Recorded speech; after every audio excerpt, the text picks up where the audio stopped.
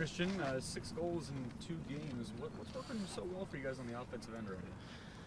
Yeah, creating chances obviously helps. Being direct at times. Our running, our selfless running. Combination of a lot of things, but obviously positional play has kept us really balanced and has created a little bit more sustained attacks and with a more balanced team, we're getting more numbers into the box.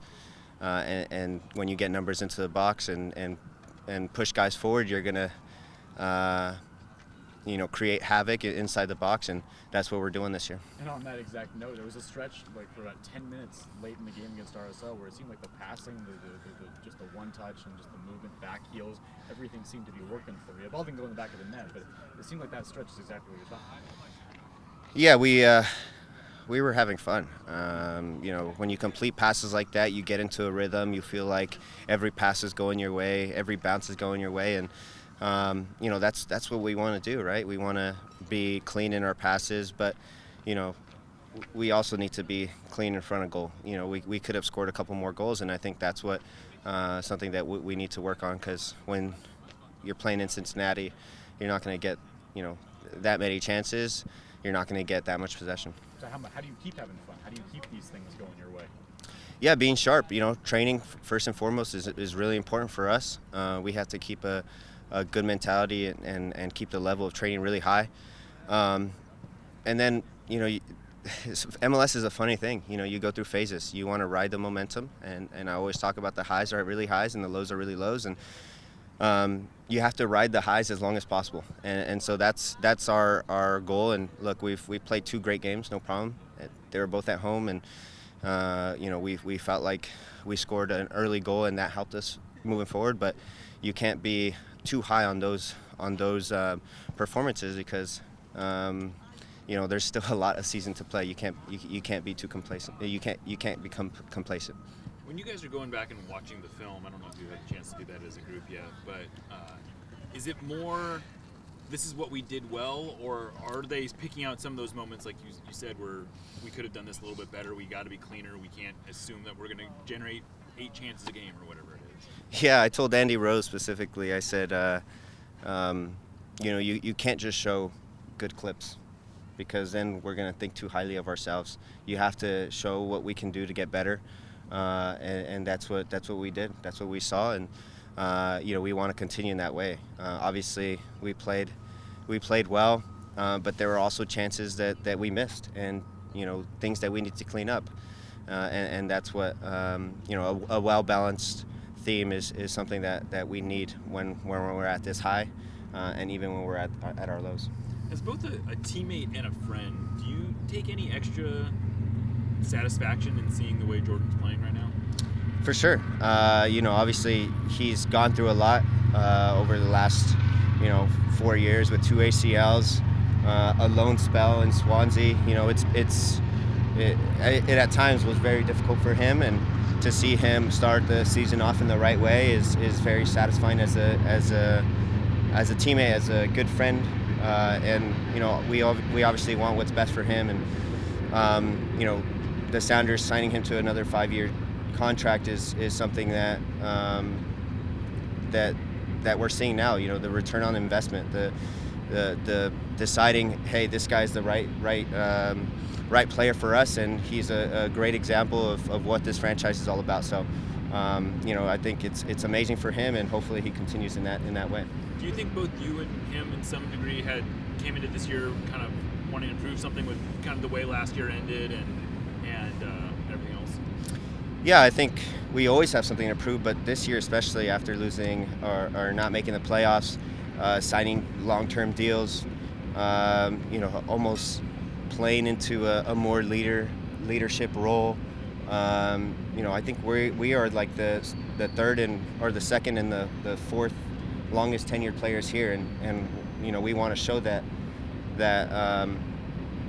what this franchise is all about. And so all that pressure of coming and signing new deals, we're seeing us hungry and wanting to score goals and show that we can be stars in this league just as much. Practice, even if it's transition really for that to equate to the game? Yeah, I mean, we obviously want to be good in possession, and we want to be clean building out of the back, but the modern day soccer is all about transition. How can you transition into the attack, and how can you transition into defense? That's when most goals are scored, to be honest. And when you build up and you have 20 passes, and you score a goal off that, it's very rare that happens. But we're seeing that both us getting 20 passes and then also scoring a lot on transition. And I think that's really important for us. The midfield. Jordan, inside 5 minutes, there was a point where he actually, on a corner kick, he headed the ball out. I mean, is his defense? I mean, I know how Brian wants y'all to play. Is his defense underrated, and how important is that in this transition machine you guys play? Yeah, for sure. I think his 1v1 battles, his duel winning, I think is something that I don't think people really see in Jordan's game, because obviously he's so fast and he goes forward more often. But I always go back to the LAFC game. He was LAFC in the playoffs. He did so well, him and Nuhu and Brad on the left side against Vela, and we see that a lot more, but we're seeing that a lot more this year, and I think that's credit to his game, credit to the coaching staff, because positionally he's able to conserve his energy playing just out wide and just staying out wide and creating space for us. So we're using his energy in the right way. The midfield seemed really balanced last game. Can you talk about how Albert connects everybody on the team? Yeah, I'd say Albert and Jao, they're really, really good pairing. Albert gives a little bit of that composure on the ball, knows when to speed up the play, knows when to dribble, and then Jao brings that balance between being an enforcer and then also playing a penetrating pass or a long ball. And I think Albert has been really good for us because he sustains attacks. Like I mentioned, we win the ball, he goes forward, he sometimes arrives in the box, and he almost adds another player into our attack, and that's why he's so important. What about Nico? How important has he been to the team's success in the last 2 matches? Yeah, for sure. Nico obviously has been a little bit more disciplined on the left side because of our positional play, but he hasn't showed up on the score sheet, or he hasn't gotten any goals or assists, but his impact is amazing. The way he drags players, the way he filters balls, he's due for some goals and assists, but it's unfortunate that he hasn't. But his impact is really important for our team, and moving forward, he's going to be just fine with goals and assists. A lot of the numerical advantage you're getting on the attack is coming from all the freedom that Alex is also getting.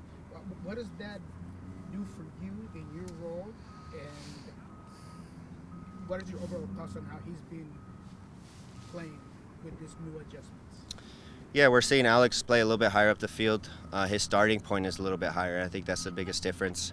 We like to play with almost 2 wingers in Jordan and Alex out wide, and then at times it's going to be me out wide. But we want to pin